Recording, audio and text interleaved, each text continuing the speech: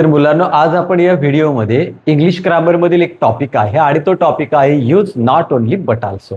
तो शिकणार आहे, पण तो शिकत असताना आपण कोणत्याही प्रकारचे सूत्र किंवा नियम पाठांतर करणार नाहीत, तर फक्त ट्रिकने नॉट ओनली बट आल्सोची वाक्य आपण सोडवणार आहे. तर तुम्हाला 2 ट्रिक मी शिकवणार आहे आणि त्या ट्रिकच्या माध्यमातून तुम्ही ही वाक्य सोप्या पद्धतीने सोडू शकता. तर तुम्हाला जी ट्रिक आवडेल त्या ट्रिकचा तुम्ही वापर करू शकता. तर आपण ज्या 2 ट्रिक वापरणार आहे त्यामधली जी पहिली ट्रिक आहे ती आहे, आपल्याला 2 वेगळे शब्द शोधायचे.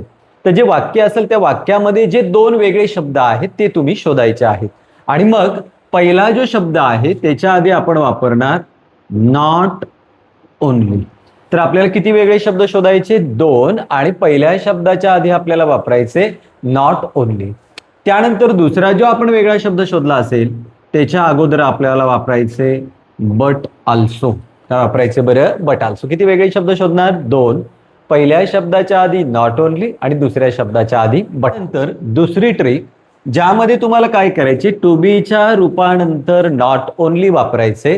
तर टू बीची कुठली कुठली रूपं असतात?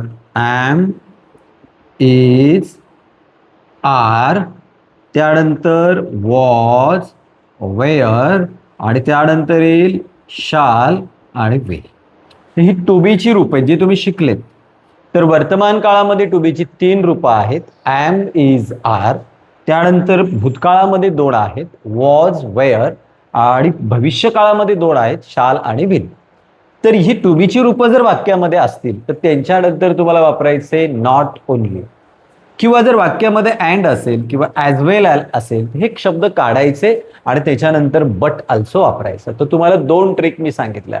पहिली ट्रिक 2 वेगळे शब्द शोधायचे, पहिल्या शब्दाच्या आधी नॉट ओनली आणि दुसऱ्या शब्दाच्या आधी बट आल्सो. ती जर जमली नाही तर दुसरी ट्रिक, टू बीची रूपं असतात am, is, are, was, were, shall, will, याच्यानंतर नॉट ओनली आणि जर वाक्यामध्ये अँड किंवा ॲज वेल असेल तर ती काढून टाकून तिथं बट आल्सो वापरायची. या 2 ट्रिकचा वापर करून तुम्ही नॉट ओनली बट आल्सोचं कोणतेही वाक्य सोप्या पद्धतीने सोडू शकता. तर आता आपण ही 2 वाक्य सोडू. तर पहिलं वाक्य काय बघा, she was rich, she was powerful.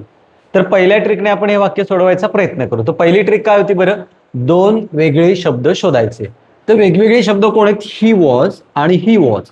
हे दोन्ही शब्द सेम आहेत. मग उरलेले वेगळे शब्द कुठले? एक रिच आणि दुसरा कुठला आहे बरं? पॉवरफुल. तर तुम्हाला पहिल्यांदा दिलेल्या वाक्यामध्ये 2 वेगळे शब्द शोधायचे. तर जर सापडले नाही तर सेम शब्द शोधा, ही वॉज आणि ही वॉज सारखेच, व उरलेले 2 वेगळे असतील. मग आपण कसं सोडवतो बरं? तर पहिल्यांदा लिहा ही वॉज आणि आपली ट्रिक काय सांगते, पहिल्या शब्दाच्या वेगळ्या शब्दाच्या अगोदर नॉट ओनली वापरा. इथे रिच आहे, पहिल्या शब्दाच्या आधी वापरायचा नॉट ओनली, तो शब्द लिहा बरं रिच. म्हणजे हा रिच पहिला शब्द आहे त्याच्या आधी आपण वापरला नॉट ओनली. मग पुन्हा एकदा ही वॉज लिहिण्याची आपल्याला गरज नाही, ऑलरेडी आपण लिहिलेला आहे. मग हा दुसरा शब्द आहे त्याच्या अगोदर काय वापरतो आपण? But also. कुठला शब्द आहे बरं? पॉवरफुल. म्हणजे पहिल्या शब्दाच्या आधी आपल्याला वापरायचे नॉट ओनली आणि दुसऱ्याच्या आधी वापरायचे बट आल्सो. हे दुसरं वाक्य बघा, we have Durga, we have Lakshmi. तर तुम्ही स्वतः गेस करू शकता की याच्यामध्ये 2 वेगळे शब्द कुठले आहेत. तर कुठले वेगळे शब्द आहेत बरं? एक आहे दुर्गा आणि एक आहे लक्ष्मी. वी हॅव हे दोन्ही कसे आहेत बरं? सेम आहेत. मग आपण कसं सोडवणार? वी हॅव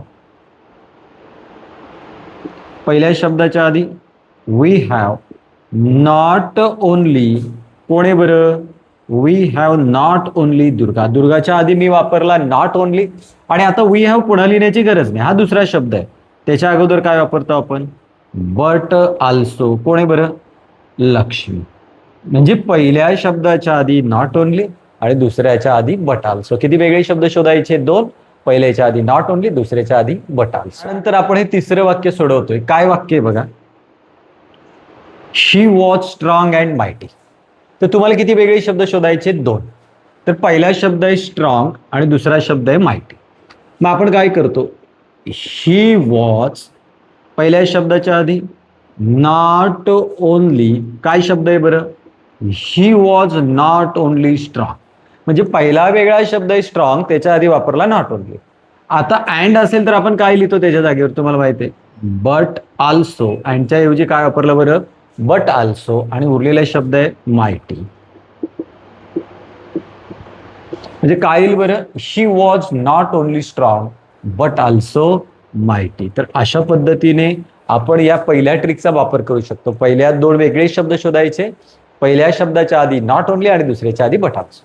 आता हे बघा, खूप मोठं सेंटेन्स आहे. I was alone in the cold world of the Frost and snow. मग अशा वेळेला आपण काय करू, दोन वेगळे शब्द शोधण्याच्या ऐवजी आपली जी दुसरी ट्रिक आहे त्या ट्रिकचा आपण वापर करू. तर दुसरी ट्रिक काय होती बरं, टू बीच्या रूपानंतर नॉट ओनली वापरा. तर इथे बघा काय शब्द आहे, आय वॉज आहे, हे टू बीचं रूप आहे, मग ते लिहून घ्या. वॉज हे भूतकाळामधील टू बीचं रूप आहे, पास्ट टेन्स आहे. तर दुसरी ट्रिक काय सांगते, टू बीच्या रूपानंतर नॉट ओनली. आता वॉज हे टू बीचं रूप आहे, त्याच्यानंतर मी काय वापरेल आता, नॉट ओनली. हे बघा, टू बीच्या रूपानंतर काय वापरला बरं, नॉट ओनली. पुढे लिहा बरं, अलॉन इन द, पुढचे शब्द जसं येत असेल लिहा, कोल्ड वर्ल्ड ऑफ फ्रॉस्ट. आता इथे शब्द आला बघा अँड. तर दुसऱ्या ट्रिकमध्ये आपण काय शिकलोय, अँड किंवा ॲज वेल ॲज असेल तर त्याला काढून टाकून तिथं बट आल्सो वापरतात. मग अँड काढायचा आणि अँडच्या ऐवजी आपण काय वापरला बरं, बट आल्सो. तो अँड काढून आपण वापरला बट आल्सो आणि उरलेला स्नो. तर ही दुसरी ट्रिक होती. टू बीच्या रूपानंतर नॉट ओनली वापरा. वॉच टू बीचं रूप आहे, त्याच्याऐवजी नॉट ओनली. आणि अँड असेल तर तो काढायचा आणि तिथे वापरायचा बट आल्सो. म्हणजे वाक्य जरी मोठा असेल तरी तुम्ही ते सोडू शकता. पुढचं वाक्य आपण सोडवते बघा. आपल्याला लिहायचे वेअर माय लिव्स, टू बीचं रूप आले, काय आले बरं, आर.